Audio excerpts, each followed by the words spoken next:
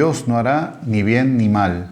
Ese era un pensamiento que aparece en la palabra de Dios y que determinadas personas lo sentían en sus corazones. Declara eso en la palabra de Dios, en la Biblia. Dice en el capítulo 1, acontecerá en aquel tiempo que yo escudriñaré a Jerusalén con linterna y castigaré a los hombres que reposan tranquilos como el vino asentado, los cuales dicen en su corazón, Jehová ni hará bien ni hará mal.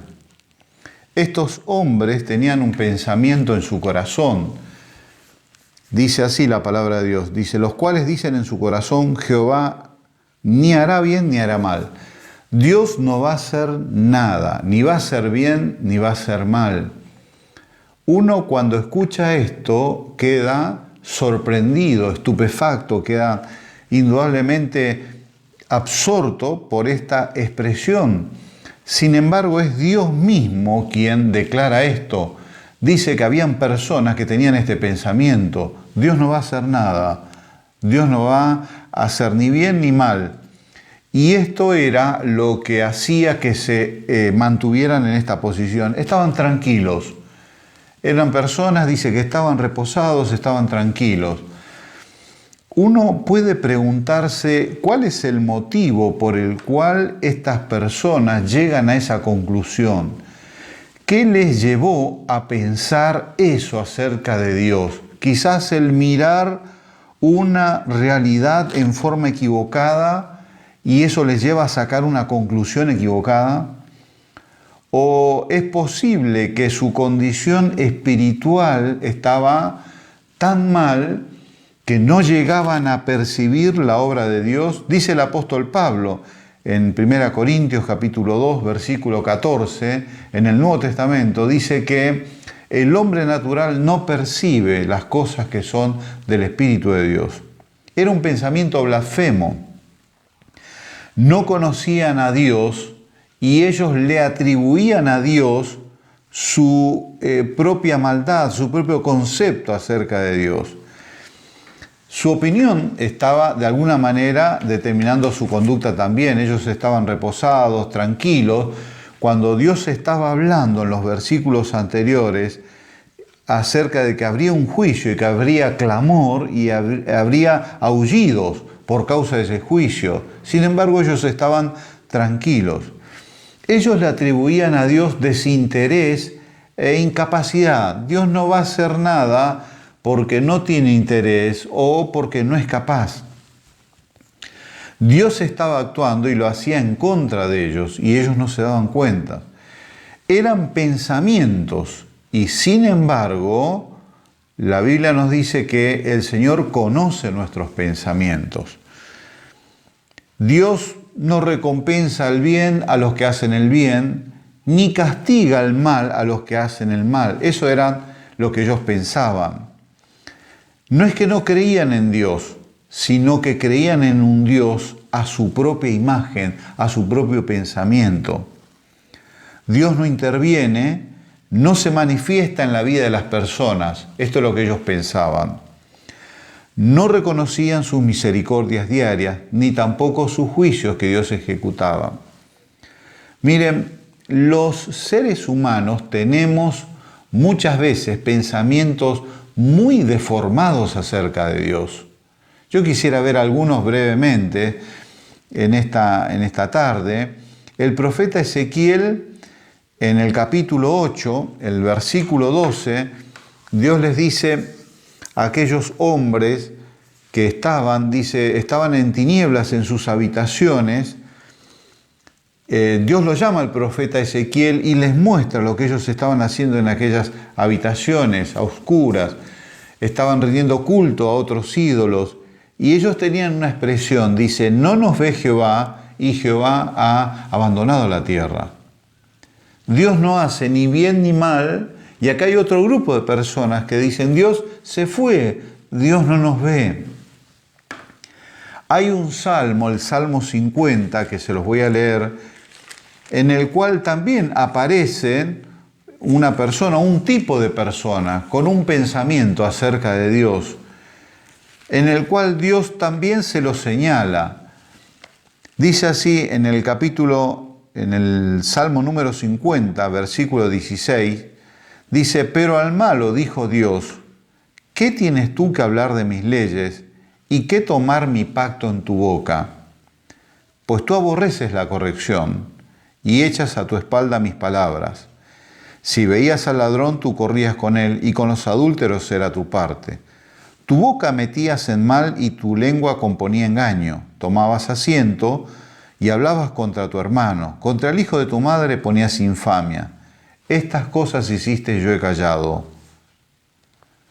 Pensabas, qué de cierto sería yo como tú, pero te reprenderé y las pondré delante de tus ojos. Entended esto ahora los que os olvidáis de Dios, no sea que os despedace y no haya quien os libre. El que sacrifica alabanza me honrará, y al que ordenare su camino le mostraré la salvación de Dios. Este salmo describe al hombre que hace lo malo y piensa que Dios lo aprueba. Piensa que quizás que como él toma la palabra de Dios y habla de las leyes de Dios, habla acerca de las leyes de Dios, Dios aprueba lo otro, lo malo que él hace. Miren, dice en el versículo 21, pensabas que de cierto yo sería como tú. No es que lo decía, sino que eso estaba en su corazón. Dice, pensabas.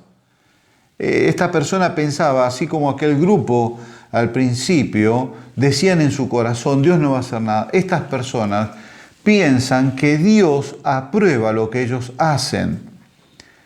Miren, es doblemente pecador el hacer el mal y pensar sinceramente que Dios aprueba o que es indiferente a eso que estamos haciendo. Cuando en realidad lo que ocurre es que Dios es paciente. Dios es paciente con todos aquellos que hacen el mal porque Él espera que procedan al arrepentimiento. Dios es misericordioso y tierno con aquellos que son descarriados y que son tardos en entender la voluntad de Dios, pero es severo con todos aquellos que practican toda especie de hipocresía. Miren, estas personas, este hombre de este salmo, era una persona que practicaba una hipocresía religiosa. Él pensaba que porque hablaba de la Biblia, quizás hablaba bien, quizás decía cosas correctas. El apóstol Pablo nos dice en el libro de Romanos, dice, tú que enseñas a otros, no te enseñas a ti mismo. Dice, tú te crees que eres maestro de niños, que eres luz para aquellos que están en tinieblas, que enseñas a otros las cosas, cómo se tienen que hacer. Dice, no te enseñas a ti mismo. Acá hay una persona que tomaba las cosas de Dios, las compartía, pero que su vida no estaba de acuerdo a aquellas cosas que él decía. Miren, el juicio puede ser demorado por la misericordia de Dios, pero es algo seguro. Dios seguramente en su momento va a ejecutar su sentencia contra esas personas, pero nos llama la atención el pensamiento de estas personas, de este tipo de personas. Dice, pensabas que yo era como tú. Es muy sorprendente esto, es muy llamativo. La persona que hace lo malo y porque tiene cierta relación con lo religioso, piensa que Dios, porque Dios no actúa inmediatamente, como que Dios aprueba eso, o que Dios no va a hacer nada, o que Dios es indiferente hacia ese mal. Miren, el pecado, especialmente aquel que está barnizado con cierta religiosidad, deforma y oscurece la imagen de Dios. Especialmente para aquel que hace eso. La persona que hace lo malo y que piensa que porque tiene cierta religiosidad, Dios aprueba, en su mente está deformando la imagen de Dios, la está oscureciendo. Eso es una blasfemia del corazón. Ahora, eso es algo que lleva a la degradación del alma. Uno puede decir que ese es un descenso en el corazón de la persona que concluye como en el Salmo 14:1, dice así: dice el necio en su corazón, no hay Dios. En algún momento la persona, por esa degradación, puede llegar hasta a una incredulidad plena, pensar que Dios no existe, pero ni siquiera lo dice. Quizás sigue practicando la religión, pero en su corazón piensa que Dios no existe. Esto que estamos diciendo tiene relación con los pensamientos que a veces tenemos acerca de Dios. Cómo el corazón humano puede degradarse pensando cosas en forma incorrecta acerca de Dios. Pensamientos blasfemos, que Dios no va a ser, o que Dios aprueba, o que Dios no está, o que Dios se ha ido, o que directamente no existe. Nacen de un corazón en tinieblas, corrompido. Miren, hay un llamado de atención en el Salmo número 2, versículo 1. Dice el salmista: ¿por qué los pueblos piensan cosas vanas? ¿Por qué surge esto en el corazón de las personas? ¿Por qué pensar de que Dios no trata al mal como el mal mismo se merece y que no trata al bien como el bien se merece? La cruz de Jesucristo es la demostración más clara en todo el universo, en todo el cosmos, de cómo Dios trata al mal. Allí su ira, su juicio cayó sobre nuestros pecados que estaban sobre nuestro Señor Jesucristo. Así trata Dios al mal. Lo trató el mal, condenó el pecado en su Hijo Jesucristo. Y la cruz es la demostración de todo el bien que Dios tiene para con el hombre que confía en Jesucristo como Señor y Salvador. La cruz es la demostración de todo el bien, de cómo Dios hace el bien a la persona que se arrepiente y confía en su Hijo Jesucristo. Allí recibe el perdón de pecado, herencia entre los santificados, un lugar en la eternidad junto a Dios, bendiciones innumerables por la eternidad. ¿Cómo es que Dios no hará ni bien ni mal? Dios ejecuta el juicio y hay de aquellas personas en las cuales Dios tiene que llamarle la atención y sobre quién cae el juicio de Dios. Es algo que Dios no quiere. Dice: no quiero la muerte del impío, sino que Dios quiere que todos procedan al arrepentimiento. Hay de aquel que porque practica una religión piensa que Dios no va a hacer nada. Dios es paciente. Dios es paciente, pero ejecuta su juicio. Lo demostró sobre su Hijo Jesucristo cuando en la cruz ejecutó su juicio sobre nuestras maldades sobre Él. Ahora, también es la cruz aquello que Dios utiliza, es el medio por el cual Dios bendice a las personas que confían en Jesucristo como Señor y Salvador. Miren, el apóstol Pablo nos dice en 2 Corintios capítulo 10, el versículo 4 y 5, dice así la palabra de Dios. 2 Corintios capítulo 10, versículo 4 y 5 dice así: porque las armas de nuestras milicias no son carnales, sino poderosas en Dios para la destrucción de fortalezas, derribando argumentos y toda altivez que se levanta contra el conocimiento de Dios y llevando cautivo todo pensamiento a la obediencia a Cristo. Acá la palabra de Dios nos dice que aquellos que hemos creído en Jesucristo, Dios nos da armas poderosas. ¿Armas poderosas para qué? Dice entre esta lista que hace el apóstol Pablo, dice destrucción de fortalezas. Hay fortalezas que el pecado ha fabricado, en primer lugar, en nuestra alma. Hay vicios, hay adicciones, hay maldades ocultas que se han fortalecido nuestros corazones. Y dice la Biblia que Dios nos da armas poderosas. Pero dice después, para la destrucción de fortalezas, derribando argumentos. Hay argumentos que se levantan, no solamente en las personas incrédulas, sino principalmente en nuestro corazón. Hay argumentos, hay filosofías, hay razonamientos, muchas veces entre comillas, lógicos, que se levantan en contra de Dios. Por eso dice, hay que derribar aquellos argumentos que se levantan, y dice, y toda altivez que se levanta contra el conocimiento de Dios. Allí hay argumentos, hay razonamientos que se levantan contra el conocimiento de Dios. Son pensamientos blasfemos, incorrectos, razonamientos deformes acerca de la personalidad de Dios. ¿Y si Dios me olvidó? ¿Y si Dios no cumple su palabra? ¿Y si Dios por ahí se olvidó de la promesa en la cual yo estoy confiando? ¿Y si no es cierto esto? Hay muchas veces razonamientos nacidos en la incredulidad de nuestro corazón malvado que se levantan en contra del conocimiento de Dios. Dice la Biblia que Dios nos ha dado armas poderosas. ¿Cómo sabemos que esos pensamientos, esas fortalezas, esa altivez han sido llevados cautivos? Hemos ejercido el poder para llevarlos cautivos.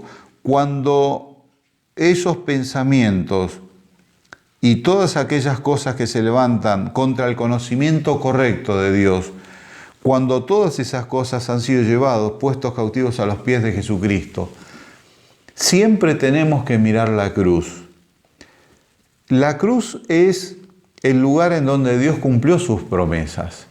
Ninguna promesa le ha costado más a Dios cumplir aquella que había prometido de que el Mesías había de padecer. El Mesías, príncipe, el Hijo de Dios viviente, había de padecer. Dios había prometido en la antigüedad eso, y sin embargo a su tiempo Dios lo cumplió. Trajo a su Hijo, nacido de mujer, y en su momento, cuando llegó el momento y su Hijo subió a la cruz, sobre él cumplió la promesa de que nuestros pecados habían de ser llevados sobre sus hombros. Dios cumplió la promesa en la cruz de bendecir a todos aquellos que confían en Él. Dice el apóstol Pablo, aquel que no escatimó ni a su propio Hijo, ¿cómo no nos dará con Él juntamente todas las demás cosas? Todo conocimiento de Dios correcto pasa a través de la cruz. Cuando nos acercamos en la cruz y podemos llevar cautivo todo pensamiento en contra de Dios, que deforma el conocimiento de Dios, lo ponemos en los pies de la cruz. La cruz nos muestra realmente la verdadera magnitud, el verdadero carácter de Dios.